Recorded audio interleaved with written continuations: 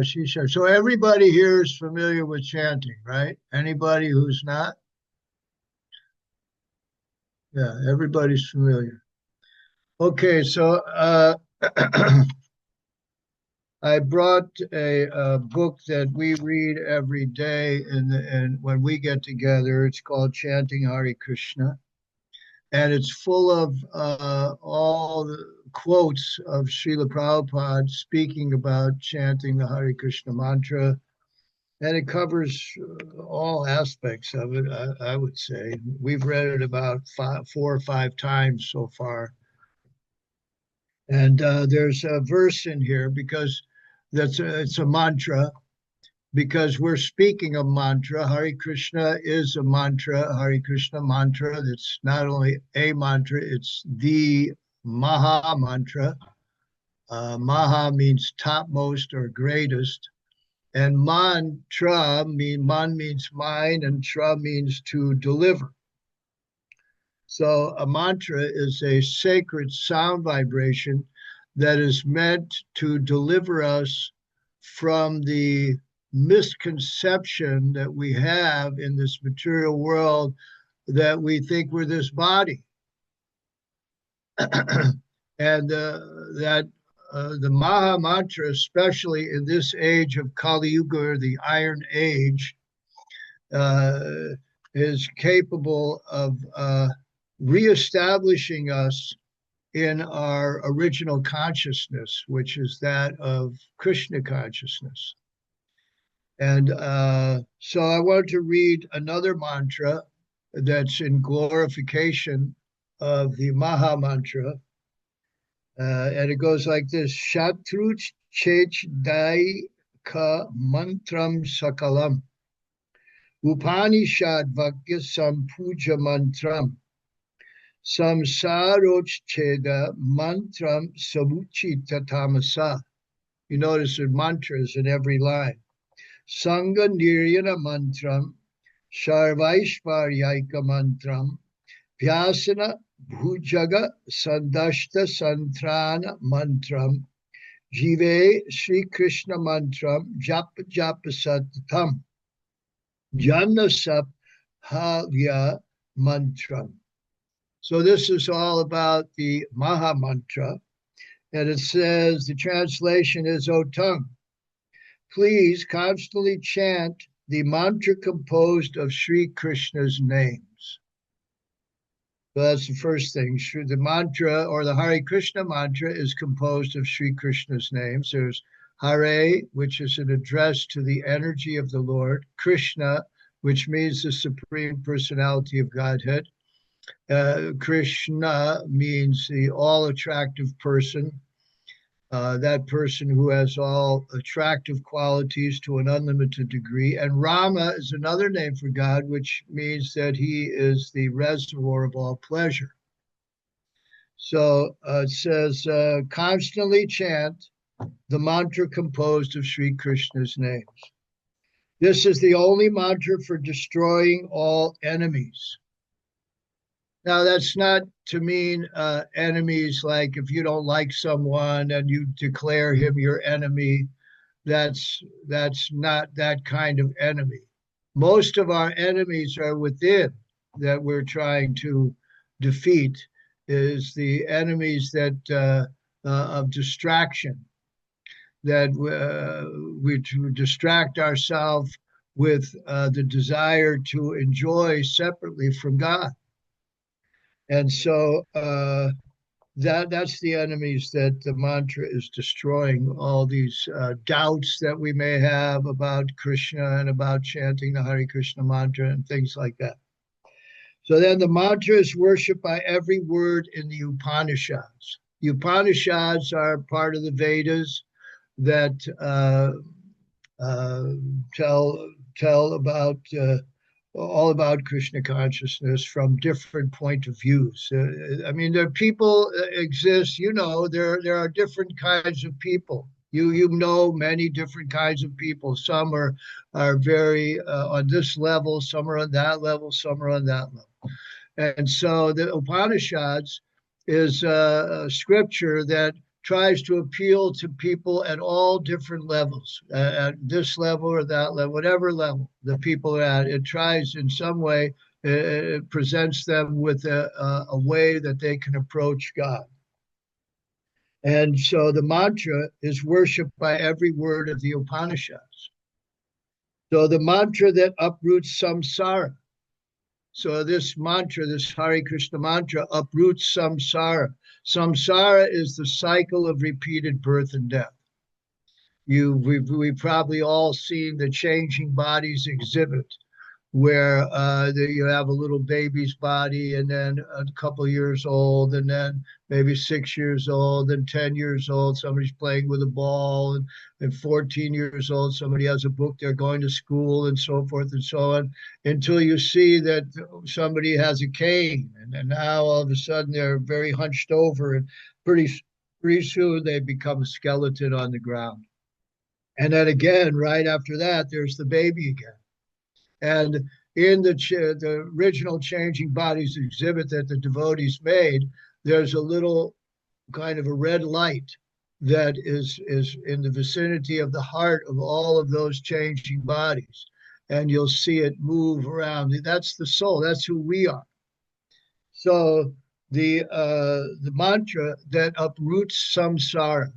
And those our mission in this life, in this material life, in this human form of life, is to understand who we are. And we're not this body, we're a spirit soul. And when we understand we're a spirit soul, we take ourselves out of this cycle of birth and death in the material world. And at the time of death, we if we remember God, yam yam vapi svaravavancha jajanti kalevaram. And Bhagavad Gita says, whatever state of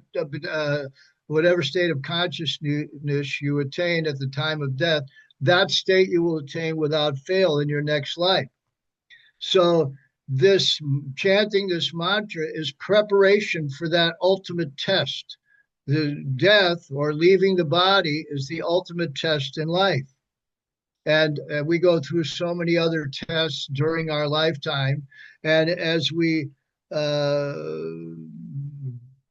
take part in these tests, we see how much we remain faithful to service of God.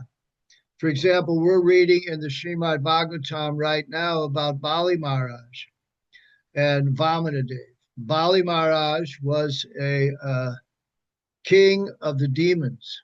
He had control basically of the whole universe. And Vamanadev thought to come and engage Bali Maharaj in some service. Vamanadev was a dwarf or a very short Brahmin, young Brahmin boy who came before Bali Maharaj. He was actually God, and he put himself in this form because he knew that Bali Maharaj could not refuse a Brahmin. A Brahmin is the arbiters of the scripture in the human society, and they're very, very special personalities. And so Vamanadev came before Bali Maharaj, and he said, listen, I'd like to you to give me something. And Bali Maharaj was very predisposed towards Brahmins. So he said, yes, anything you like. And so he said, well, just give me 3 steps of land. And even Bali Maharaj chastised him. He said, well, what are you talking about? I own everything. I could give you anything. And all you want, you're just a little boy and you're going to ask for only 3 steps of land? That's nothing. But then Vamanadev took 1 step, and he practically covered the entire universe. By 2 steps, he had covered everything because he's the Supreme Personality of Godhead. And then he said, well, what am I going to do with my 3rd step? You promised me 3 steps and there's nowhere else to go. And so Bali Maharaj said, you put it on my head. And so in this way, Bali Maharaj, and of course, he had a spiritual master named Shukracharya. And Shukracharya could see what was happening. And so he was advising him, well, don't do this, don't give him anything. He's actually the Supreme Personality of Godhead. If you'll lose all of your opulence, you won't have anything left. But he still went and did it anyway because he was a great devotee of Krishna. So this way he was being tested and he passed the test. So we'll all be tested at the time of death, and we don't know when that test will come. But if we chant Hare Krishna, Krishna Krishna, Hare Hare, Hare Ram, Ram Ram, Hare Hare, during this lifetime, we will prepare ourselves for that time, that test.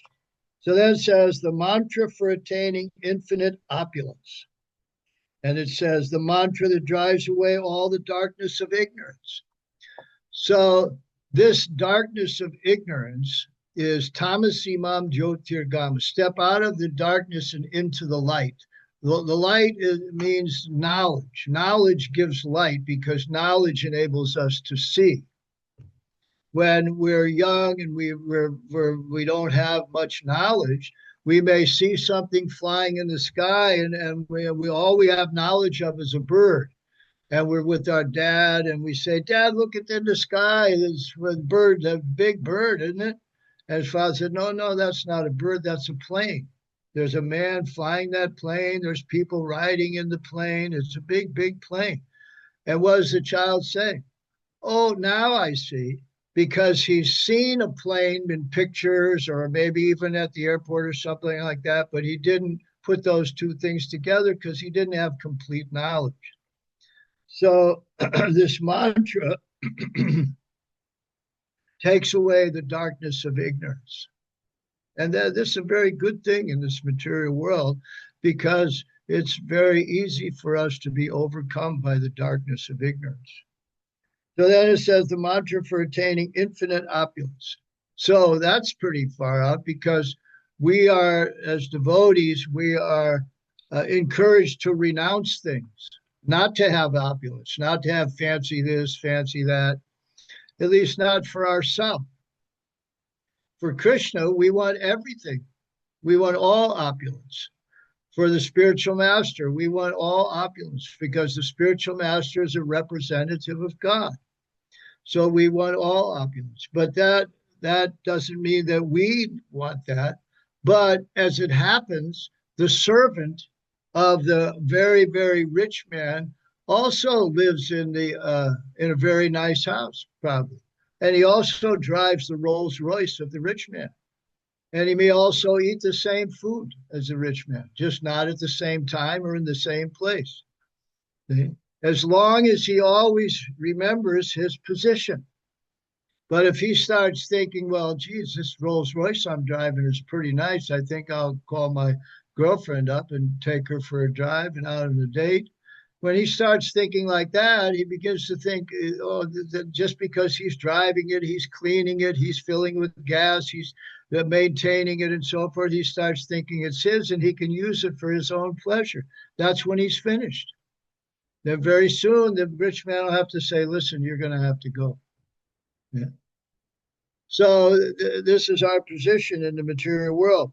So the mantra for curing those bitten by the poisonous snake of worldly distress. Curing those bitten by the poisonous snake of worldly distress.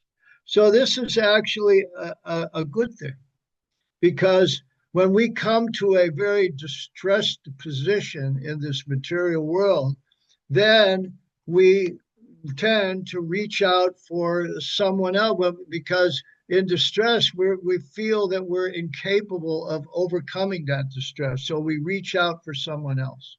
And generally speaking, people reach out for God, just like there's an expression that there's no atheist in the foxhole.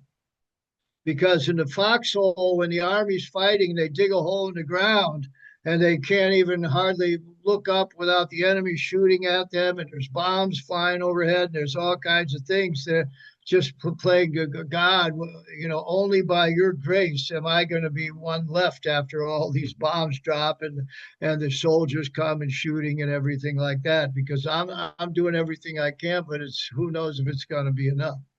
So we start to think of God more. when we're in a distressed position. So distress is not some reason to say that, oh, what kind of God can put me in this kind of position? No, it's actually encouragement to help us think more about God and become more dependent on God and help us understand the precarious position we are in this material world. There's a song called Bhaja Hure Manat, where a devotee is praying. Govinda Das wrote this song, and he says, Kamala Dala Jala Jivana Talama. Kamala is a lotus flower. Jala is water or dew in this case. The dew collects on the leaf of the lotus flower. And when you see it, you wonder, well, what's holding that dew on there? Because it's like water on the side of a lotus petal. Usually water's falling down. And eventually it will. We just don't know what's, maybe there's some little hairs on that lotus petal or some little fuzz or something like that. And that's keeping it there. But you just don't know. It's a very precarious position for that drop of water. And that's our situation in this material world. We're in a very precarious position. And we don't know for sure how long we have or what's going to happen next, really. We're just hoping for the best. But when we see worldly distress coming into our life, that's not a bad thing. It's really a good thing. It's encouraging us to take shelter more and more of the Supreme Personality of Godhead. And then it says, and the mantra for making one's birth in this material world successful. So this is the last point in this verse, and it's a very, very important point. How to become successful in this life. Well, first of all, if you want to be successful, you have to understand what's the purpose of this existence. Why are we here? What's the purpose of life? This is a question that many people in the world are very frustrated with trying to answer for themselves. They say, and statistics say, that over 60% of the people in the entire world do not feel like they have any purpose in life. They can't understand what the purpose of life is. But the mantra can make one's birth in this world successful. So by chanting the Hare Krishna mantra, we can begin to understand the purpose of our existence. And the purpose of our existence is to understand who we are. And who are we? We are the eternal servants of the Supreme Personality of Godhead, Krishna. So that's basically our philosophy of chanting Hare Krishna. And I think some of the topics, I just got these topics of clarity and courage this morning. Face inner resistance and distractions.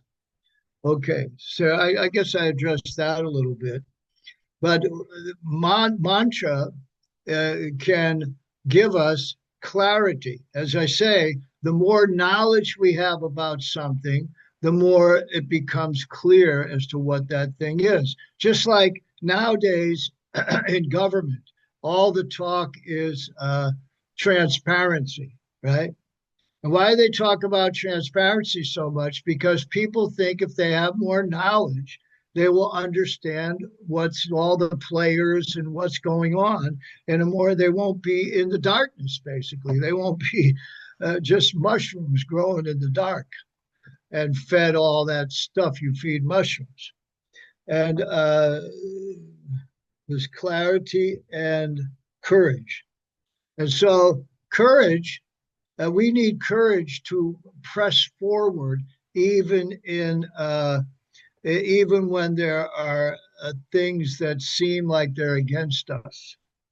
For example, we call a soldier courageous when even in the midst of the most fighting of the day, he runs out and saves one of his comrades, gets him up while he's injured. He gets him up. The bullets are going here and there and everything. Every chance is that he's not going to make it either, but he still goes out and drags his friend back behind the rock or behind a vehicle or something like that and saves his life. That's what courage is. So we have to have the courage to be able to go through life in the face of adversity and continue on because we know the purpose of life. The purpose of life is to understand who we are. So the mantra helps us do that. Prabhupada says you can chant Hare Krishna anywhere, at any time. You're walking down the street, riding in the bus, driving in your car, taking a shower, sitting on the park bench, whatever. We can chant Hare Krishna, and we can face the day and rise our consciousness to see from a greater perspective what's going on in the world. Because the more knowledge we have, the more we are peaceful and see and understand what's really happening in this world.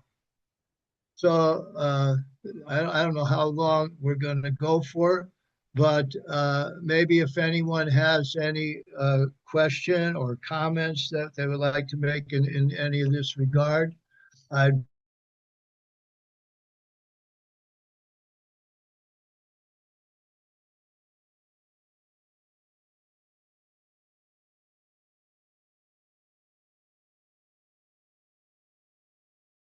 thing for me doing Zoom calls, so I'm a little. Hare Krishna, Vatsala Prabhu. This is Shashi. How are you?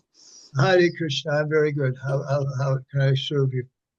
Prabhu, I have one question. This is a wonderful thing that Bhagwan Nara did for, the July challenge. And it's nice.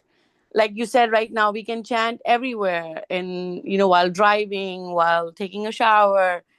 The one thing is, there's always some misconception that I get. Like, some people say, well, you have to chant mantra with pure devotion. And if your mind is flickering, then it's not done well, I guess. Or, I don't know, we get benefit because, with the busy life, we're trying to do it. But if it's not enough, is it enough? Like, my question is, what if we are distracted so much with the mantra? We're driving and, paying attention what's going on. And plus we are chanting, trying to finish our rounds. Is that still okay? Would it be counted or not? Well, it's not that it's not counted. It's just that it's not the best we can do. So in order to answer that, I think that we have to, as Bhagavan Narada in his directions for this chanting challenge, you might call it, he says that you try to free yourself from distractions, put away your cell phone or something, or use your cell phone in the service of your chanting. For example, I do that. I use my cell phone to time my rounds. In other words, I check before I chant a round, I see, okay, what time is it? Then after that round's finished, I say, okay, yeah, or sometimes I'll go 2 rounds and check the time, because the mind can play such tricks on you that you might space out for 3 or 4 minutes and you think, oh, you did a great round or something. But when you're checking the time, then you say, oh, that's pretty consistent. And then, now I concentrate more, and maybe I shave off 30 seconds off a round or a minute or something like that. And that way you can really focus. I mean, I try to avoid chanting rounds while driving a car, but you can, if that's what your schedule permits, then that's what you have to do.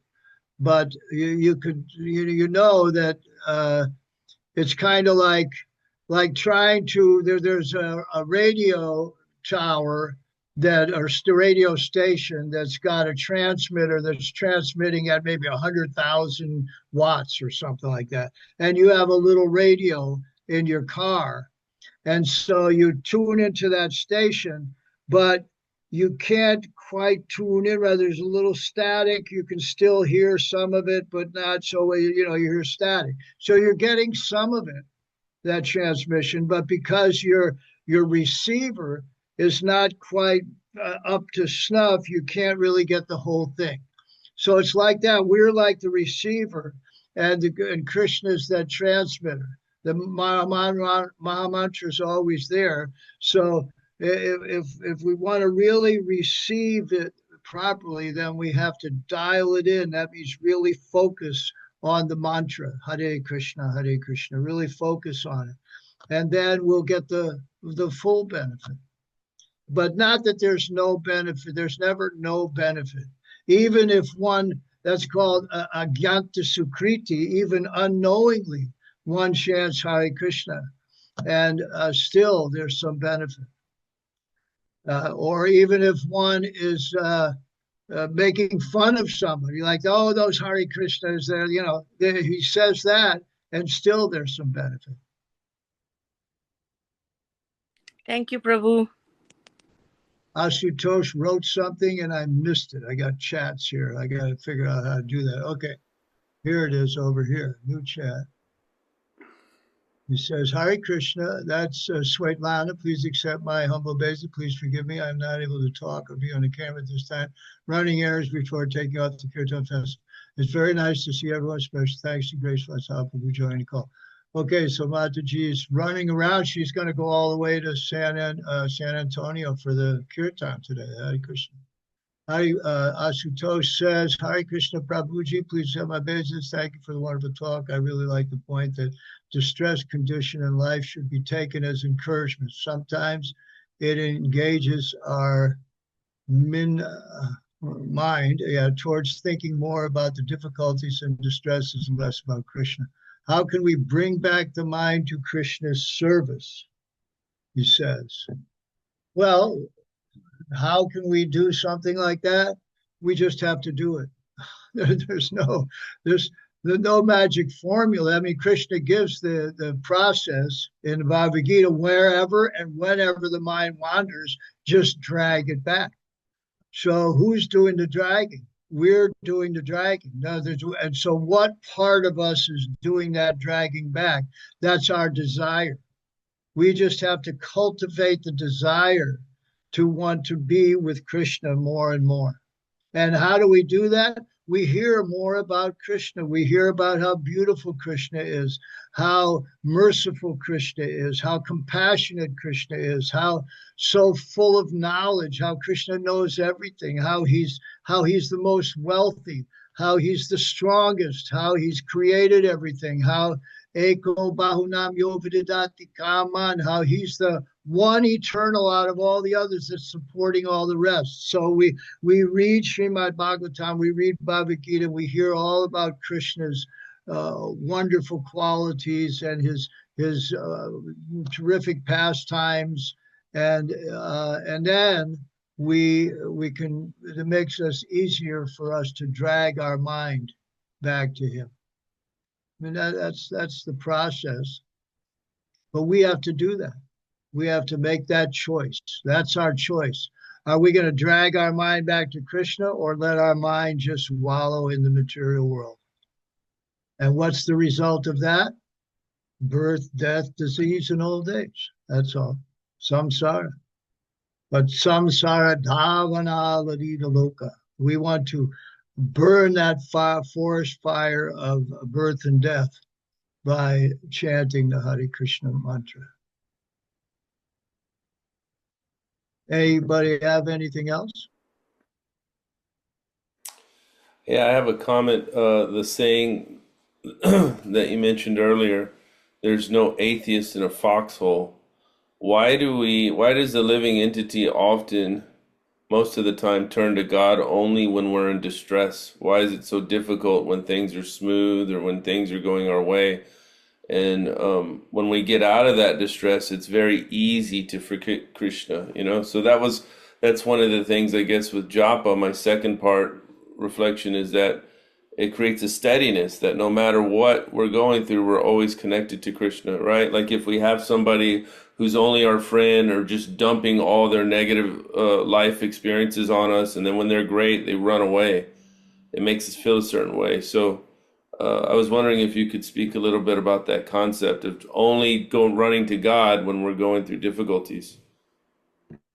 Well, I guess that's kind of a natural thing for one in the material world, because, but unfortunately, we're not realizing why. Like your question is, why is that taking place?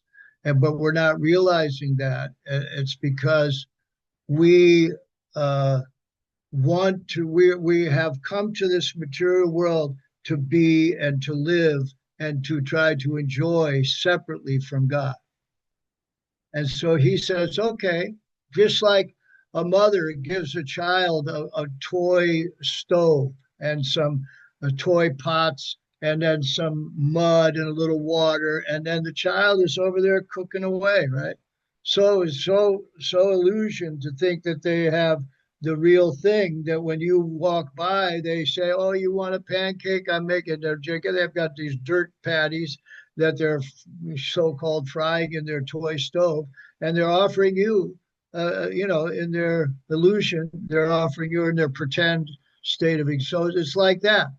We're pretending to enjoy in the material world. And who's given us that ability? God is. From God comes forgetfulness, remembrance, everything comes from God. So when we want to forget, God gives us that ability to forget him. And that's what's happened. We are called conditioned souls in this material world. We are conditioned to forget God. So even on that occasion, in that stressful occasion, we try to remember God. We don't really remember him enough. We're just paying some false homage to God to get us out of this distressful situation. As soon as we're out of that distressful situation, then we just go back to our, like an elastic, like a rubber band, we go right back to our original position. Unless we use that distress to say, and that surrender to God, to say, listen, there's got to be a little more to this life.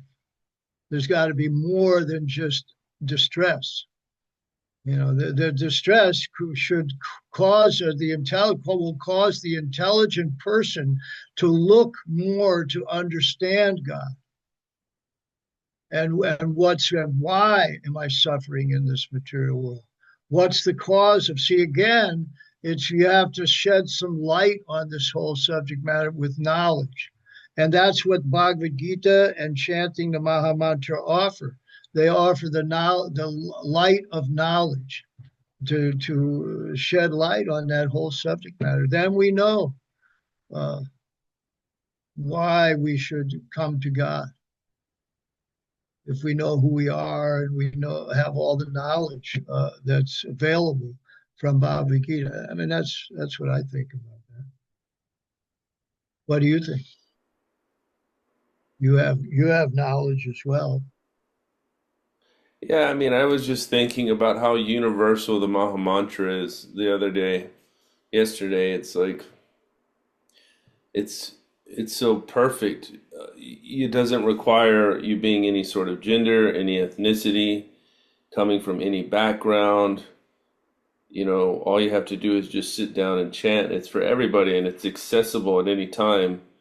But yet sometimes it's just so difficult because of our minds and our false egos and our conditioning to approach it. You have to actually be very humble, and how rare it is for somebody to chant this mantra, even though we're all suffering and we're all going through this illusory experience. And I think too, my follow-up question would be, like, as we get older, this sounds negative, but it's true. Like, we just realize that the material world is just filled with miseries, and therefore we become more dependent on the mantra daily, second to second, minute to minute, because we see that that's the actual, there's no bliss in the material world, right?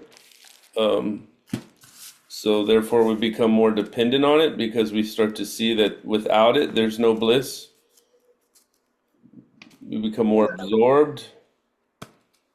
I guess that's one reason, but I think with more cultivating knowledge side by side, then we always have that incentive to want to become closer to God and to have a deeper relationship with Krishna and really see Krishna face to face, because that's the possibility. Because chanting Hare Krishna, you're being with God, God in His name, being of Namino. That God and His name, they're not different. So we can, when we chant Hare Krishna, we can think that we're actually being with God. We're associating God. Even the Bible says, "Wherever two or three are gathered together in my name, there I will be." So when we chant Hare Krishna, when we get together, like this morning, we chanted Hare Krishna at the temple. When we get together this evening at the place that you've organized and chant Hare Krishna, we will be with God. Prabhupada said, God, Krishna will be dancing on our tongues.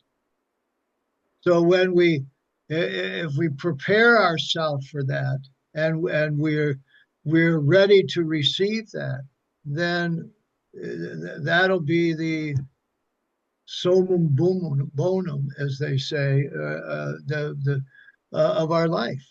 That'll be the goal of we've reached the goal of our life, the purpose of our life, to have this, great relationship with the Supreme Personality of God. That's what I think. Thank you. Hare Krishna. Anybody else have any other questions, comments, reflections? Please share. I just wanted to say thank you so much, Prabhu. I really like the analogies, like the child playing with the stove and the radio receiver. Those are really nice images that we can take with us. Yeah, Prabhupada always gave analogy. I got a whole book of Prabhupada's analogies. There's like several hundred. He always used analogies because this material world is a reflection of the spiritual world. It's just a perverted reflection. So we can always see something in this world that can remind us of God or who we are, or the philosophy of Krishna consciousness. Hare Krishna. Thank you. I believe Isabella was unmuting. Did you have a comment, Isabella? I just keep having this question come up for myself because I like in the past talks have just, I don't know. I was wondering what does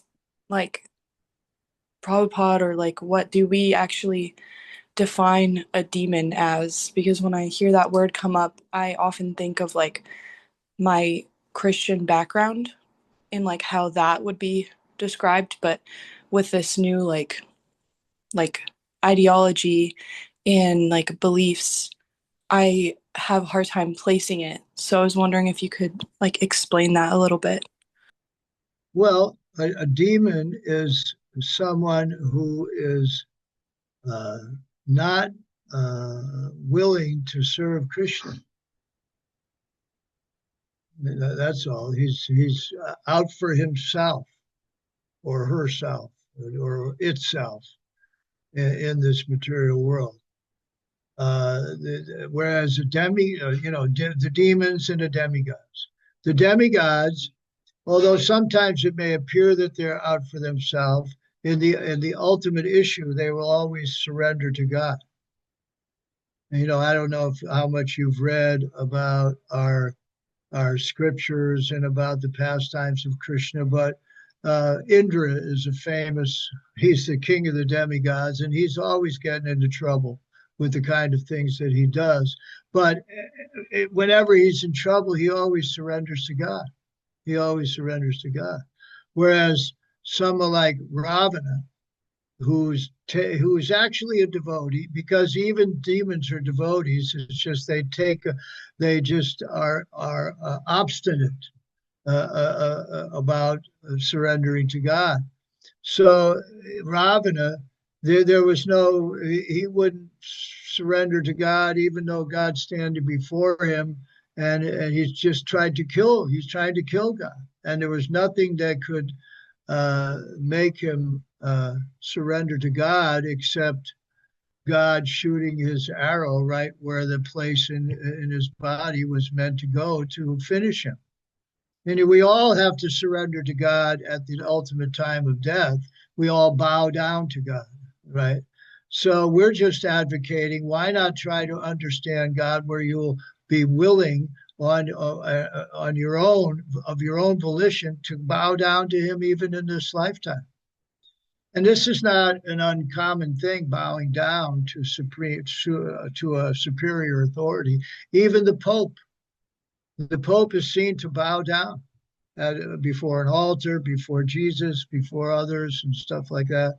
So it's not something foreign. It's just that we should do it consciously, and not just because death has overwhelmed us, and now we have to bow down into the graveyard. So demon is one that just will not surrender to God under any circumstances. But in this age of Kali, at this time now, we are blessed, or it's organized that we have demoniac qualities and devotee quality within our own person, each one of us.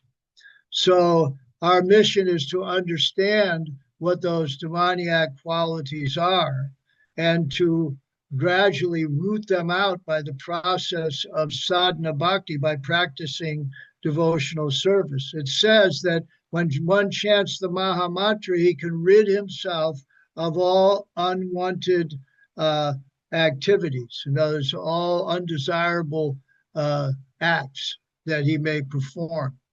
So, in other words, we can root out these demoniac qualities and reestablish for ourselves the devotional qualities, which are all pointed out in detail in the Bhagavad Gita, and especially in the chapter 16, which is called Divine and Demoniac. So it says in there clearly what a demon is and what a devotee is. But don't be confused. Sometimes someone that appears to be a demon may be a great devotee. Just like Bali Maharaj, he was the king of the demons, but he was actually a great devotee because he was always willing to surrender to God. Whereas Hiranyakashipu, although he had all knowledge, because even demons, they're not ignorant. It's just that they will use knowledge to propagate their own their selves rather than God, to promote themselves rather than to promote the service to God. Does that help at all? Yeah, that answered my question. I think one of the main things that was making me question that was because in like the Christian definition, it's almost like there wasn't any chance for this quote unquote demon to ever change. And so when you said like, oh, the demon was like a devotee, I didn't really understand, but now it makes a lot. Well, by nature, we're all devotees. You know, that's the nature of the spirit soul, Satchidananda, full of bliss and eternality. That's our real nature. It's just that we become conditioned by our association with the material nature. and therefore it's like covering, like we become like take a light, and another example, like a light in the ceiling, or just a regular light. You look at the light, it's very bright white light, right? But when you start to cover it with different films, like a yellow film, a red film, a brown film, a blue film, all these different, pretty soon you can block the light out completely. But that doesn't mean the light stops shining. The light is still there. The white light is still, it's just that all these coverings have to be removed to reveal it. Or like water that's become impure. All you have to do is have a filtering system. And because the pure water is there, it's just that all these impurities are now floating around in it. So you put it through the filter system and you can get back the pure water. I mean, here in Texas, they have a septic system that what do they call aerobic septic system, I think. All the toilet water, the shower water, sink water, all the wastewater from the house goes through this system, and at the end it sprays out onto the lawn, and it waters the grass and everything like that, and they say you could drink that water. So it's just like us. We're the pure spirit souls within us. We have to purify our Cheto Darpana Marjanam. This is one of the qualities of the Maha Mantra, that it purifies the heart of all the dust accumulated for years together, the dirt or dust. Yeah. Hare Krishna. Thank you. Yes, thank you. Isabella, I can mail you another book. I have another book for you in regards to that question. So What's that? Krishna book. Krishna book. Yeah, it's all about the demons and Krishna, right? Defeating them all.